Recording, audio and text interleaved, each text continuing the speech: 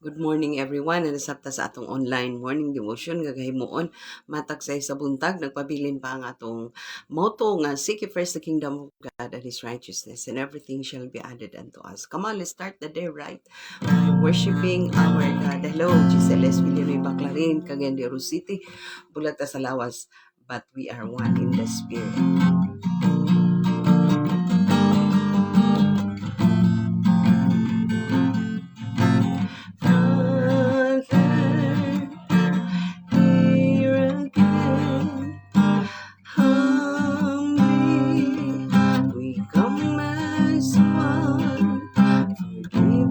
Sins and make us worthy in Jesus' name.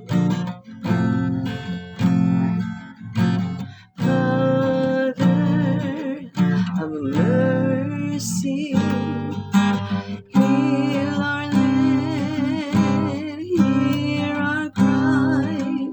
The world is hopeless apart from you.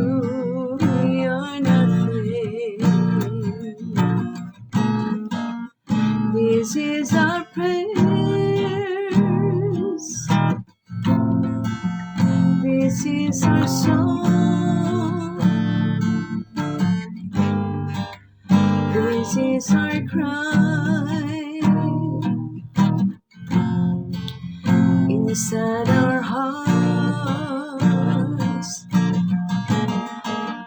as you have chosen. As you have called us to shine a light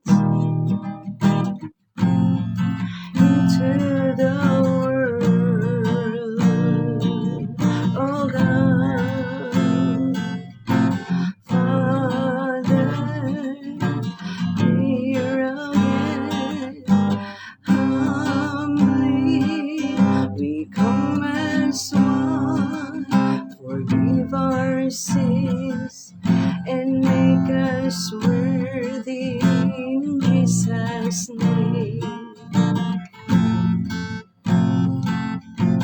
Father, have mercy, heal our land, hear our cry.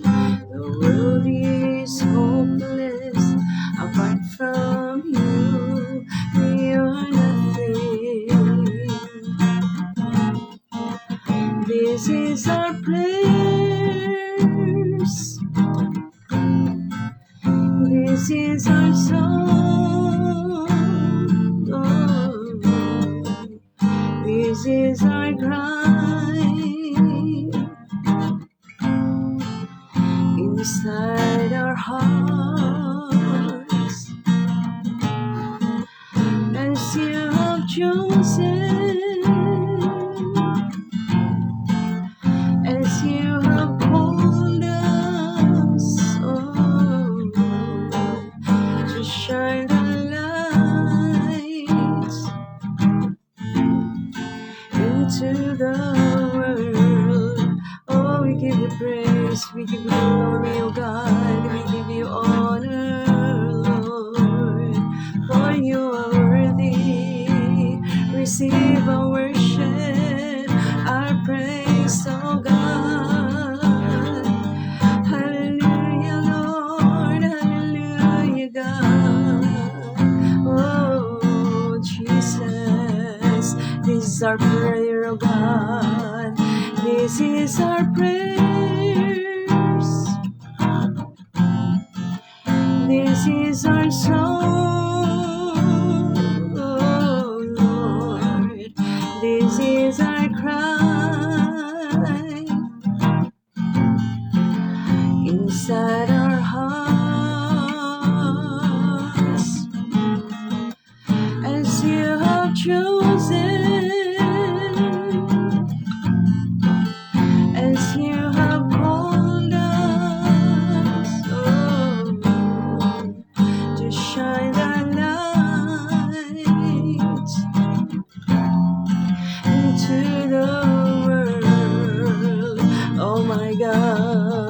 This is our prayers. This is our prayers. This is our song. This is our cry. Inside our heart. As you have chosen.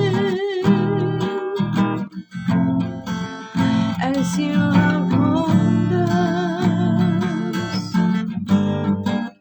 to shine the lights into the world, to shine the light, to shine the lights into the world. Yes, God. Shine the lights into the world. Thank you, Lord. Thank you, kay God, sa imong pagpukaw ka na mo amahanin ning sa kabuntagon, Lord. Kay mo pang ipabuka ang among mga mata, o God, o imo ming gi-enable nga mo bangon, Lord. Thank you kaayo, Ginoo, sa imong presensya bisan pang nag-uban ka namo, Lord, tibok gabi, Ginoo, samtang kami nagapangatulog, Lord. Nag-provide kag kalidad, malinaw, hinanok nga katulog, o God. O thank you sa ning laing matahong nga adlaw, Ginoo, nga Thursday, nga opportunity alang ka namo, Lord, to continue to live a Christian life, Lord, to continue to serve you, oh Lord, and to continue to do the work that you have entrusted unto us, Lord. Thank you so much. Dalaygon ka, Lord, so like katapusan naman, dawata ang among mga pagpasalamat, pagdaig paghimay, at pinaagi sa gamahanan nga ngalan Ginoong Kristo nga among Ginoo ug manluwas. Amen. So nanasabtas pagtuon po sa pulong sa Ginoo no nga lapit-lapit lang pero mubo ra pero pakahatag gihapon nato og dugang challenge sa atong faith in the Lord o labas tanan pakahatag og dugang pagtubo sa atong atong faith in the Lord no o gahatag po og warning kanato no. So although mo po siya. So nanata sa halaka last chapter naman din sa Amos no. Last chapter sa Amos kaning chapter 9 no. So there is a chapter 9 actually kung atong tanaw no ang chapter 9 nagisgot gid ni sa kana bitawng paghukom sa Ginoo no diri sa chapter 9 paghukom sa Ginoo ang hisgutan diri ug atong tan-awon no may tungod gyud sa paghukom sa Ginoo. Bisaya nga Bible ang akong gikaptan karon dili na lang nato basahon no kay 15 chapters ning niya pero magputlo lang gihapon ta diha sa verse 9 and 10 kutlo na lang gid ta mga okay, actually 15 verses ni siya nga gibahin ni siya og kaduha no kay na ay positive na ay negative dinhi nga message no nga nakita nato. So this is the final vision of Amos no. Then the final vision of Amos has two parts sa ako nagikaingon nga na ay negative na ay positive no. So this final vision of Amos has two parts from verse 1 to 10 negative no is negative no negative na siya. So the final vision has two parts. One is negative from verse 1 to 10 and the other one is positive starting from verse 11 to 15. So but nakita nato nga God considered worthless all the sacrifices that Israel has given to God no. Walay pulos ang gihimo sa mga gahimuon sa mga katawhan nga burnt offerings or burnt sacrifices no kay kaning wala na himuot ang Ginoo. So God consider worthless all the sacrifice that Israelites has been given to God. Ngano man, because it is an attempt, no? It is an attempt to manipulate God no? Gusto nila i-manipulate ang Ginoo on their own advantage. Munang wala giganahi ang Ginoo sa ilang mga sacrifices nga gina-offer.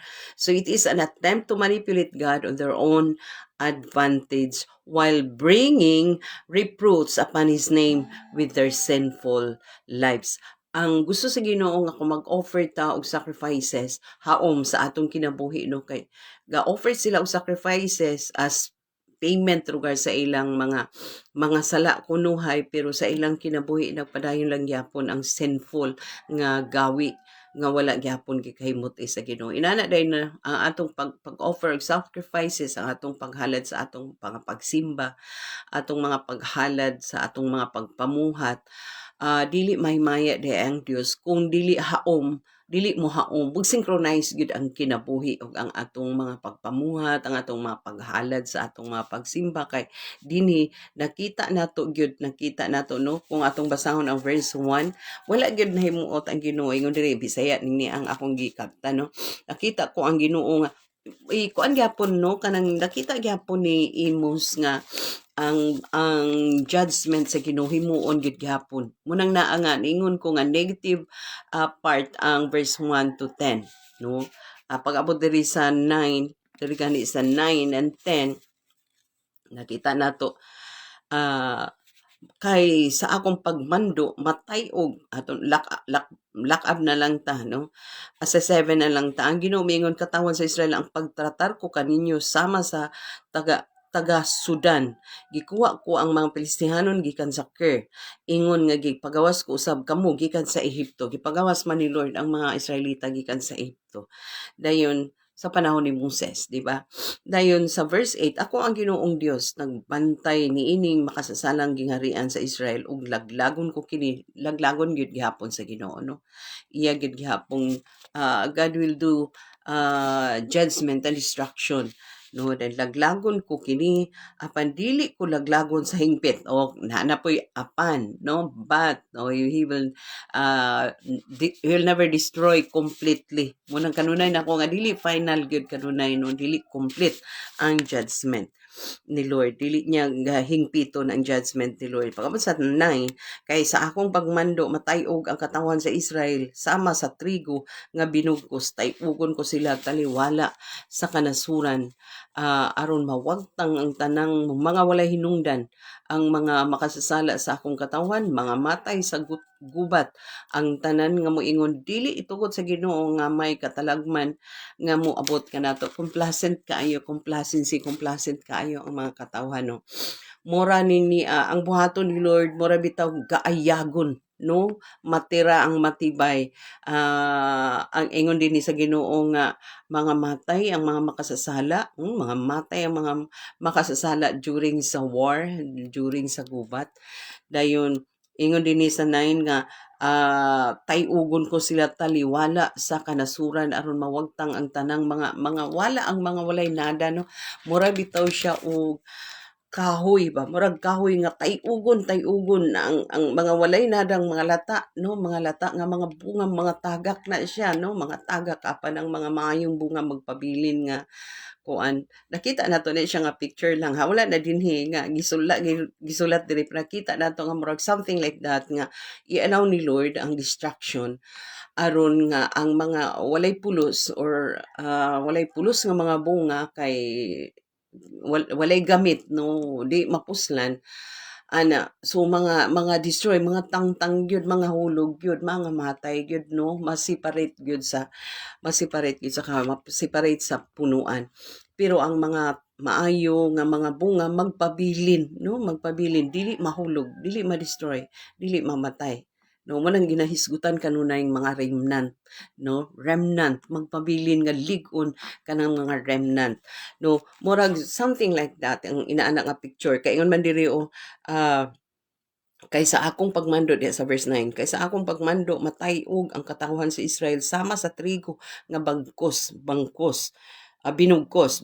binugkos, tay-ugon ko sila taliwala sa kanasuran aron mawagtang ang tanang mga walay pulos, no, walay hinungdan, no, mawagtang ko na ang inaana gyud, no, ang picture, mawagtang ang tanan nga mga walay hinungdan. Sa verse 10 din, ang mga makasasala sa akong katawhan na ingon ni Lord, akong mga katawhan. So, ang katawhan sa Dios katurag yung nagtuman gyud sa kabubuton sa Ginoo. Pero doon na may nakasagol, no? Dunay nakasagol nga moy mga bad influence kaayo. Itugot ni Lord nga mga matay sa gubat ang tanan nga moingon dili tugod sa Dios nga may katalagman nga moabot kanato. Munduan pa nila ang Ginoo, unhan pa nila ang Ginoo, murag sila pay magmando sa Ginoo nga dili ayaw itugot, dili nimo himuon ang naa sa imong hunahuna nga gubat o paghukom, dili ka maghukom kanamo. Murag ingon ana ang mga tao, grabe ka demanding ang mga tao, pero walay makapugong gyud sa Dios.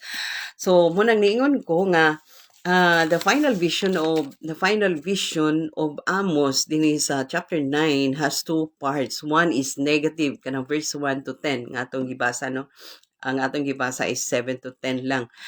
And the other one is positive, no. Kay nga man diha na ang restoration nga mahitabo. Diha na dayon himuon ni Lord bag-uhon ang tanan, no. Bag-huon ang tanan after the destruction, after judgment, baghuon ang tanan. So, muna atong nakita, no? So, ang mga sacrifices, from verse 1 to 10, ang mga sacrifices, wala gyud kahimut-an sa Ginoo, kay worthless ang tanan nga mga sacrifices nga gihimo sa mga katawhan sa Israel, especially sa mga leaders nga mga ungodly kaayo. So, wala gikahimut-an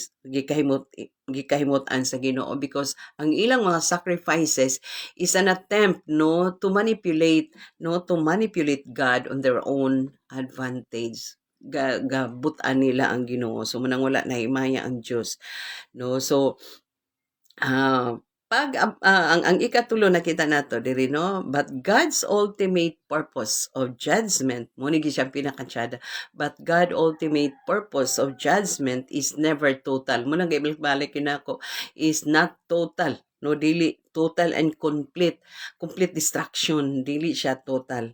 It is sometimes a restoration. Mo nang ko nga naay negative na ay positive nga side, no, kay dili man siya complete, dili total destruction, no, kay naay at the same time, grabe ka maalamon si Lord, na at the same time restoration, judgment, but at the same time restoration. Grabe kataas kay sa kaalam sa Ginoo, no. Munang atong mabasa sa 11 verse 11 to 15, diha na dayon, no, nga miingon ang Ginoo ni atong adlaw, ipahiuli ko ang gingharian ni David sama sa usa ka balay nga nagunob, ayuhon balik, no, ayuhon ug hiuli ko ang mga kuta niini, tukuron ko kini pag-usab ug himuon sama sa kahimtang niini sa nangaging panahon. Grabe, i-restore balik ni Lord unya the same hitsura, no, the same beauty, no, ang kung unsa sa sinugdanan maura gihapon ang pag-restore ni Lord, restore, everything will be restored. Inana ba? Inana ang katsada, no. So praise the Lord, hallelujah. So mao na siya ang last nga nakita nato, no, sa verse 11 to 15 nga message, which is positive side sa final vision ni Amos, no. But God's ultimate purpose, this is the last message, but God ultimate purpose of judgment is never total destruction.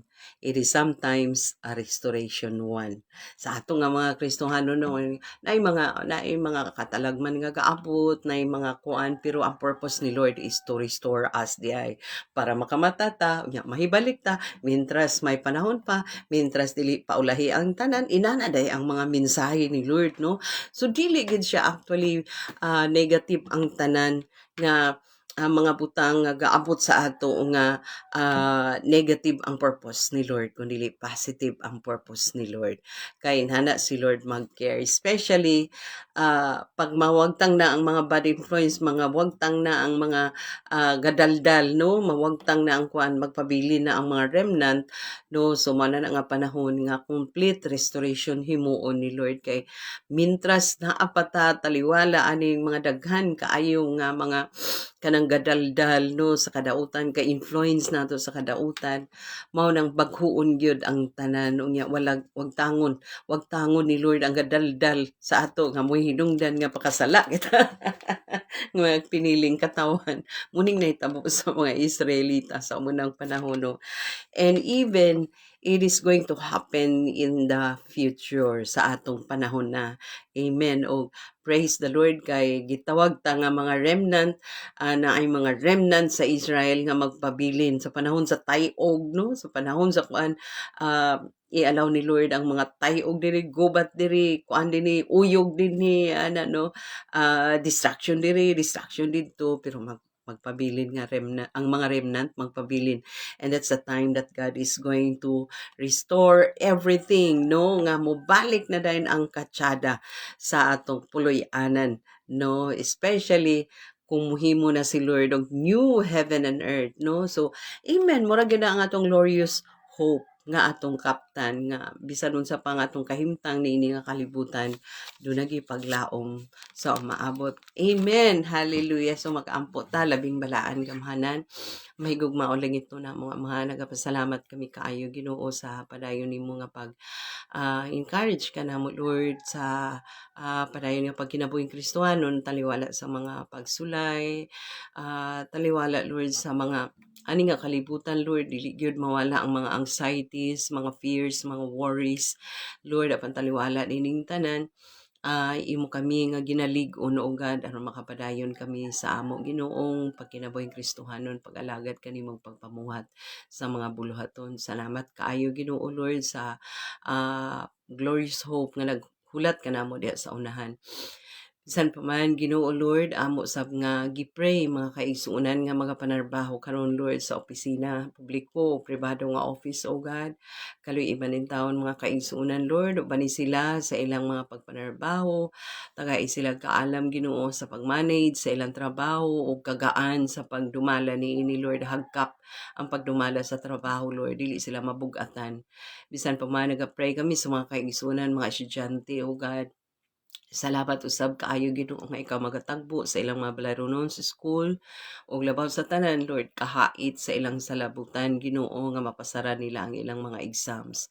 Sa mga teachers sab o Lord nagapray kami nga ikaw Ginoo maghatag kanila kusog, katakos, kabasog sa panglawas aron ang ilang pagdumala sa mga kabataan sa classroom, klase-klaseng kinaiya sa mga kabataan makaya gyud nila o God. Sa mga kaigsuonan usab nga naay mga online nga trabaho o God sa kanunay mga pag-ampo namo Lord nga imo silang kumbiktahon nga diha sa ilang online nga trabaho pasidunggan ka i-honor ka o ibayaw ka o God bisan pa man Ginoo aron ang panalangin sunod kanila o maka-overtake kanila ang blessings ni mo Lord bisan pa man Ginoo sa mga kaigsuonan usab nga naay mga business nga gipang manage o God salamat usab kaayo sa imo Ginoo nga pag-provide kanila wisdom Ginoo on how to manage well sa ila Ginoo nga negosyo o God ug labaw sa tanan magagiya kag magatudlo ka aron i-honor kanila diha sa ilang business Ginoo unahon pagpasidungog ikaw aron nga ang tanan Ginoo butang igadugang nimo ug labaw sa tanan ang power prosperity madawatan nila o God dalaygon kagid Lord sulay katapusan naman dawata ang among mga pagpasalamat Lord ang ngayon lamang nga ituboy ka pasidunggan ka